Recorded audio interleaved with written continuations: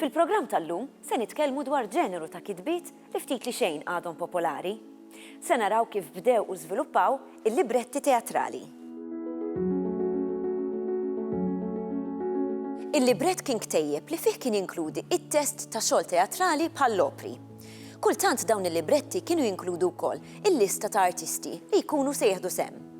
Fost l-ewwel opri mtella f'Malta tissemma waħda fl-1650.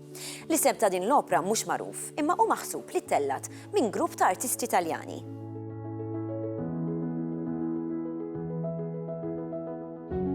Qabel inbena Teatru Manuel fis-seklu 18, xogħlijiet teatrali kienu jittellaw f'diversi teatri żgħar jew fi pjazzett.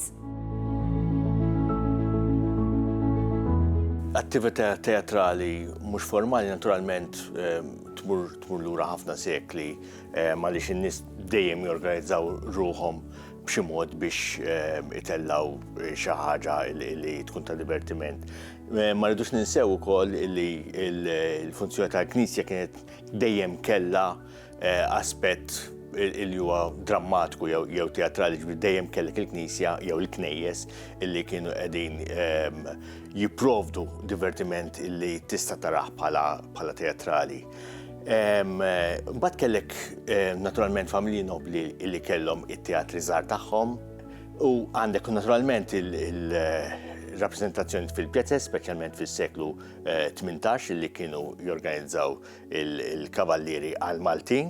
Qabel it-Teatru Manuel mbagħad kellna wkoll teatru ieħor li nafu li kien jiffunzjona, it-titlu jew li sem li nafuh bih huwa Teatro della Kommedja, kien il-Belt naturalment ukoll.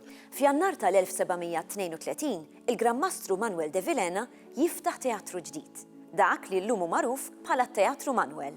L-inawgurazzjoni tat-teatru pubbliku, dak li llum ngħidulu Teatru Manuel, hemm fi żmien l-ordni l-isem ma kienx Teatru Manuel imma kien it-teatru pubbliku. Kienet xi ħaġa li kien wasal żmienha f'Malta f'liema sens. Inti l-attività teatrali f'Malta ma bdietx ma twaqqif tat-teatru pubbliku, għandha dokumentazzjoni, għandha evidenza ta' attività teatrali pjuttost interessanti, pjuttost attiva, illi tmur lura hemm ferm qabel ma nbena t-teatru dak li llum huwa il-Manuel tal-lum.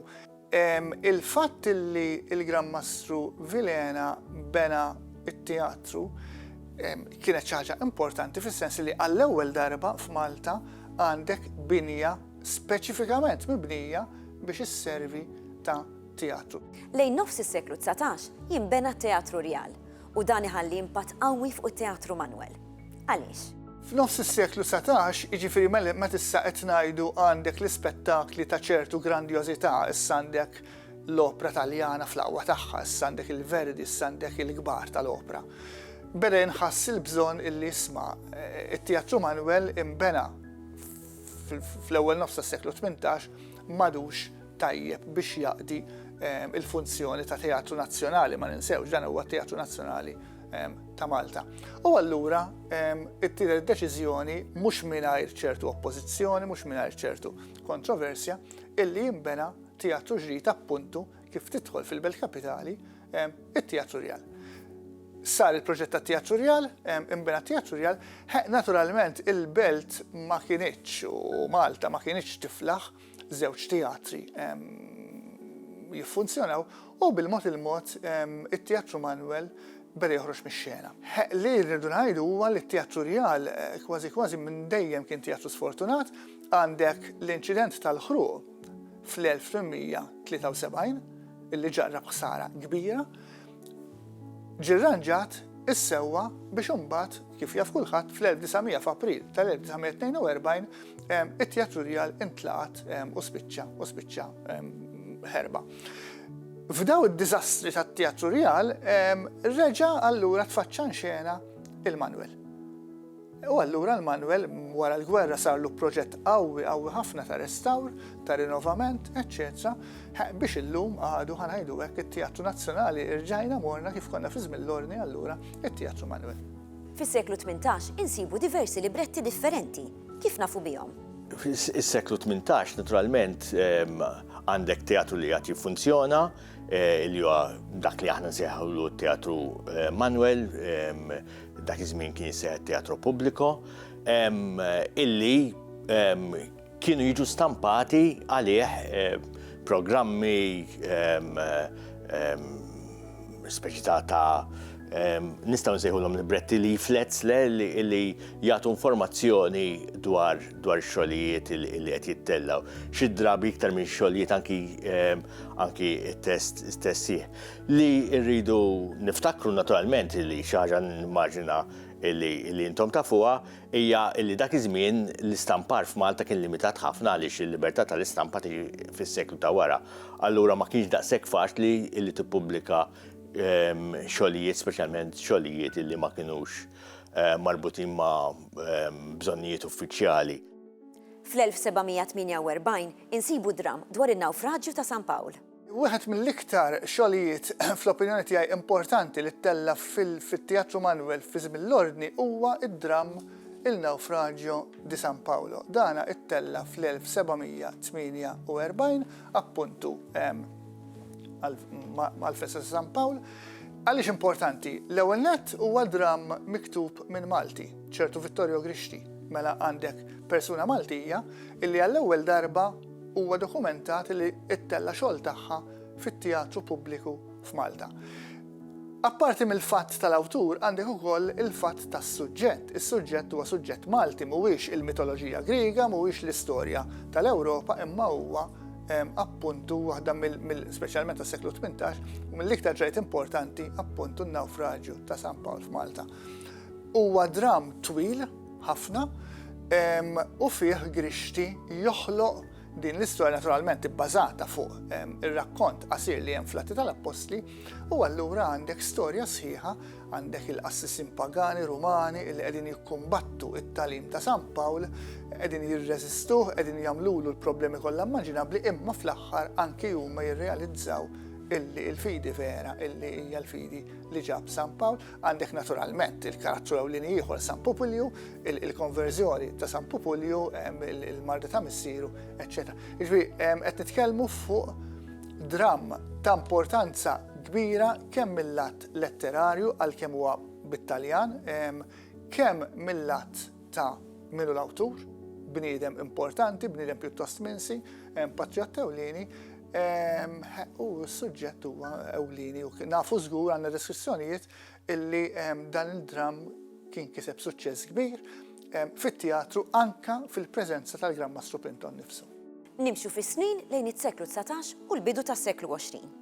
Insibu libretti bit-Taljan minn nies Maltin u barranin.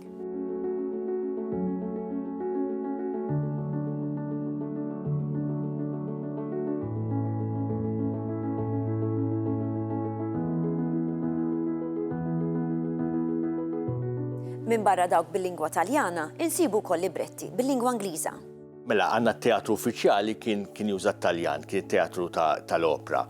L-Ingliżi ma tantx kellhom ċans li jagħmlu rappreżentazzjoni bl-Ingliż hemmhekk, għaliex it-teatru tal-opera kellu l-istaġun tiegħu, kien staġun twil, pjuttost mimli. Allura li beda jiġriftu l-seklu 19 kien li l-Ingliżi ppruvaw joħolqu t-teatru tagħhom. Sewwa l-ewwel kien hemm tentattiv biex ikun hawn teatru professjonali żgħir ma tantx irnexxa, imma matul is-seklu 19 u mbagħad huwa dokumentat ħafna aħjar mill-bidu tas-seklu 20 għandek numru ta' kumpaniji ta' dilettanti Ingliżi illi kienu qed jagħmlu teatru. Mallu wasla tal-Ingliżi, ġifieri l-Ingliżi minn Settembru 1800 il-qudiem, it-teatru baqa' importanti, it-teatru baqa' parti integrali mill-ħajja soċjali tal-poplu, speċjalment tal-klassi medja. Issa bid-differenza imma li l-kultura bil-mod qed tinbidel. Issa m'għandekx biss it-Taljani, issa għandek ukoll preżenza illi bil-mod dejjem qed tieħu iktar interess anke fit-teatru, preżenza Ingliża. U jibdew ukoll kważi mill-bidu spettakli bil-lingwa Ingliża. Fost tal-bidu wieħed jista' jsemmi spettakli illi kienu saru fil-forma ta' kantati, eċċetera, li kienu jsiru f'unur ir-re tal-Ingilterra feluq żmienu. Allura dawna kienu jsiru bl-Ingliż u bit-Taljan ħafna drabi. Immorru lura fis-sena 1760. Dun Felice De Marco jikteb l-ewwel test ta' dik li tissejjaħ il-Arċilla. Il-Arċilla hija farsa ta' triq, hija teatru ta' triq. L-ambjent tal-Arċilla huwa il-kamra ta' notar, l-uffiċċju ta' notar, u quddiemu jidhru l-arus, l-arusa u l-ġenituri tagħhom, ix-xhieda, mistednin. Il-Arċilla hija dotarju, hija l-kidba ta' żwieġ. L-arus se jagħti lill-arusa, l-arusa x'se tagħtih, il-ġenituri x'se jagħtuhom, u hija farsa għaliex hija mimlija doppju sens, aktar x'ħamalla f'xi waqtiet, turi il-faqar illi kienet bagħti minnu is-soċjetà tagħna, u kien mument il-Karnival meta is-soċjetà titħaq biha nfisha. Fil-Arċilla nsibu elementi vulgari kif ukoll grotteski. In-nies jitqu b'dak li s-soltu jistħu jesprimu. Mela semmew partit tal-ġisem li aktar xikunu koroħ biex in-nies tkun tista' titħaq bihom. Irridu niftakru li l-Arċilla hija dokument ta' żmien il-Karnival u wara l-Karnival jiġi ir-Randan, iż-żmien marbut mas-sawm u l-penitenza fl-modi ħafna iktar mill-lum. U allura wieħed irid jifhem illi l-Arċilla tagħti lokad baħrit tal-entużjażmu għaċ-ċajt mingħajr limiti. L-ewwel nett fid-dotarju ikollok loti ta' eliqi. Sewwa, eliqi li inixxu l-ilma, eliqi li għandhom ħitan ta' sejjeħ imwaqqa u dan kollu jibda jixxebbaħ mal-ġisem tal-bniedem, mal-ġisem tal-mara. Fil-fatt fil-Arċilla l-aktar figura li dbati minn dan id-daħ hija l-figura femminili. Kienet għażla faċli ħafna li dak li jkun idaħħaq bil-mara li tinsert għandha gedduma twil, imnieħera twil, għajnejha werċa, waħda minnhom forsi jaqala xara, u intom tistgħu tgħidu imma dan x'daħħu.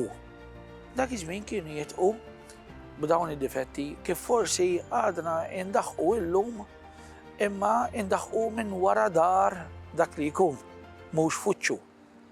Il-Arċilla fil-Karnival kienet tipprovdilek skuża tajba biex inti tiżbroffa quddiem udjenza u iktar ma ddaħħaq b'dawn id-difetti hija s-soċjetà li qiegħda titħaq biha nifisha għax ħadd mhu perfett, kulħadd għandu xi ħaġa.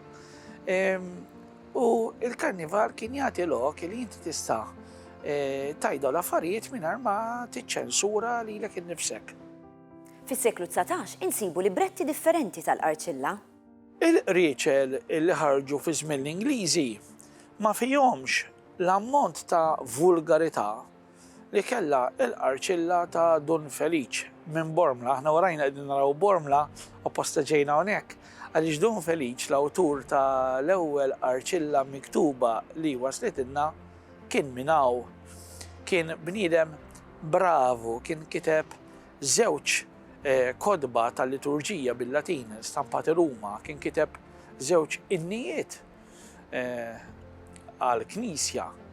Imma kiteb ukoll il-Arċilla għaliex jekk inti awtur inti kapaċi tikteb u dan wera il-versatilità tiegħu billi kiteb ħwejjeġ sagri u ħwejjeġ profani.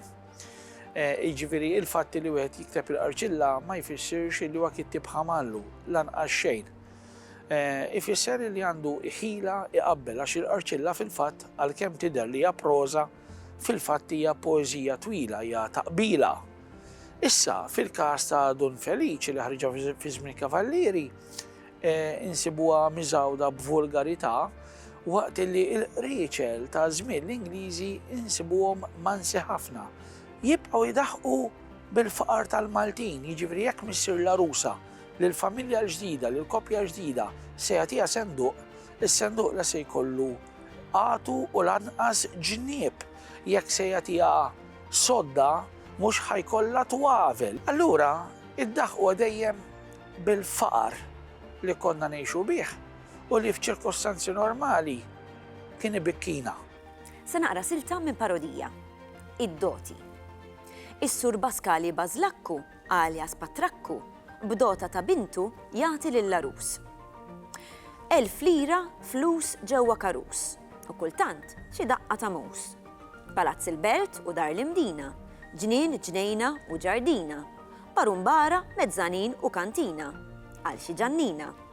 Filfla kemmuna u kemmunet, remissa biċċerija u razzett, għal mazzit u għat-salzett. Belf skuta mara, karozza u karettunara, mobbli li fihom xtara. B'100 skut fajjenza, bjankerija ta' Firenza, pjanuforti buro u gradenza.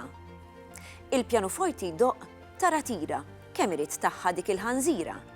Kajjik ta' nannu kozzu, u dan għandu wisq jozzu, għax minn fuqu jaqbad żgur xi bozzu. Kannokjali biex bih jara mil baxx u millali, u bil-lejl min jitfi fil-fanali, u binar min isott il-kanali. Kif beda jiżviluppa t-teatru, hekk ukoll bdew jiżviluppaw dawn il-libretti. Għan nofs is-seklu 19, minn snin 40 tas-seklu 19, kellna fenomenu ġdid li kien il-bidu tat-teatrini bil-Malti. Ġifieri li kellek kienu gruppi ta' atturi biex jirrextaw u dawn ma kellhomx struttura li tappoġġihom, ġifieri la kien hemm il-gvern jissussidjhom. Fis-seklu 19 laqas kien hemm il-Knisja, anzi il-Knisja kienet pjuttost twarrab ruħha minn dan l-iżvilupp. Allura li kellek kienu gruppi ta' ġuventur illi kienu jsibu spazju fejn jirrextaw, jsibu ftit mużiċisti jew jikru mużiċisti biex jgħinuhom u itellaw xogħlijiet fil-biċċa kbira tagħhom bil-Malti. Daw xogħlijiet naturalment rridu jinkitbu, ma kellniex tradizzjoni ta' xogħlijiet teatrali bil-Malti, allura huwa perjodu fejn jinkitbu mijiet ta' xogħlijiet illi kienu jiġu rappreżentati. Interessanti l-istruttura li kienu jimxu bija daw it-teatrini hija li bil-kontra tal-teatri jew tal-kumpaniji teatrali li kif nafuhom illum, daw kienu itellaw xogħlijiet b'mod regolari, bis-sens li ġimgħa wara l-ġimgħa kienu jitellaw rappreżentazzjoni ta' xogħlijiet differenti.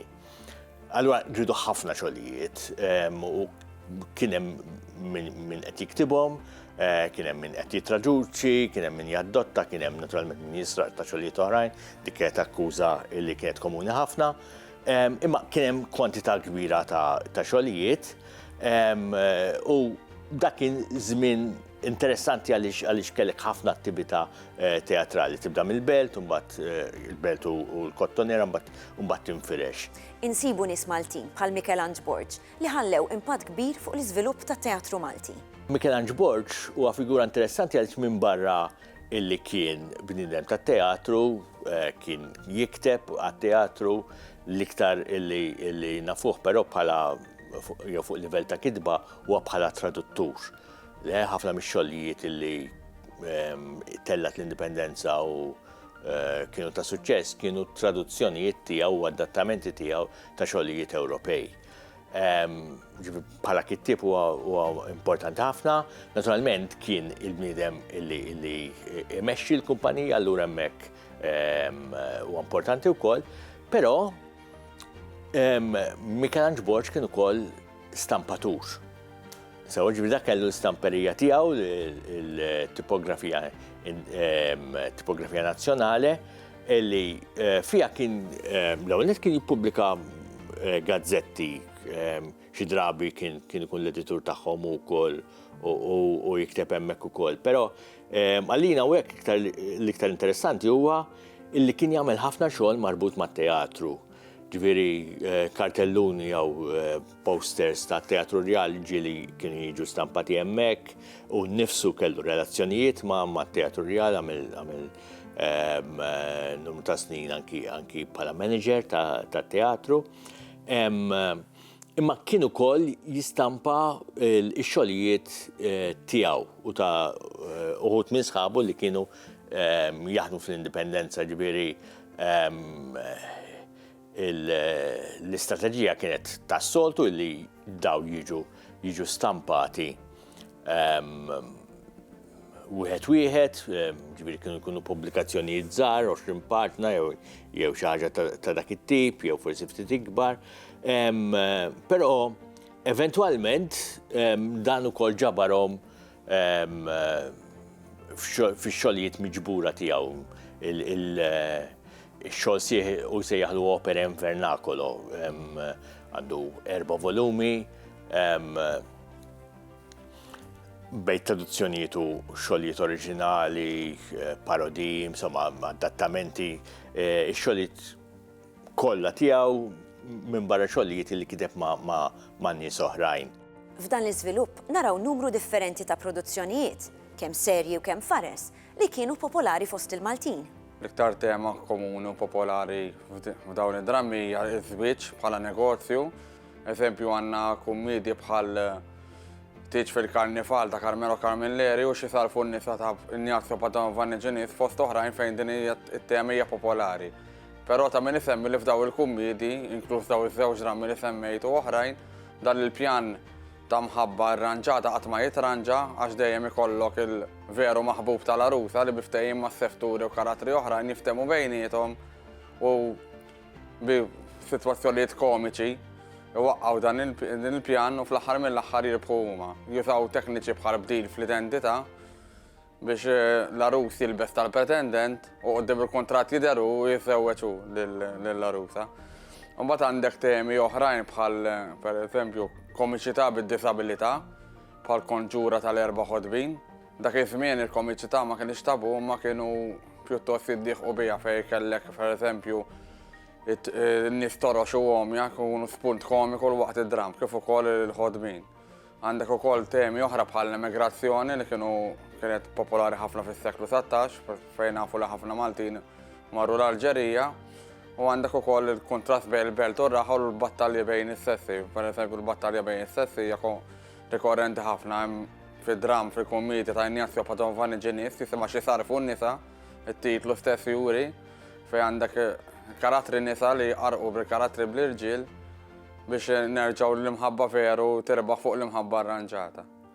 U kienu popolari ħafna dawk iż-żmien għax kien wieħed mill-ftit ta' sorsi ta' divertiment li l-pubbliku ġenerali kollu fit tmiem il-ġimgħa wara ġimgħa xogħol fejn daw it-teatrini li ma' żmien anke infirxu fl-irħula kienet jisa l-ħarġa u l-għenija li kienet tilħaq lil kulħadd fit tmiem il-ġimgħa. Għalkemm dan il-ġeneru beda jintesa', kif rajna ħalla impatt konsiderevoli fuq l-istorja ta' pajjiżna. Bekk wasalna fit tmiem dan il-programm. Narawkom għall-imiss.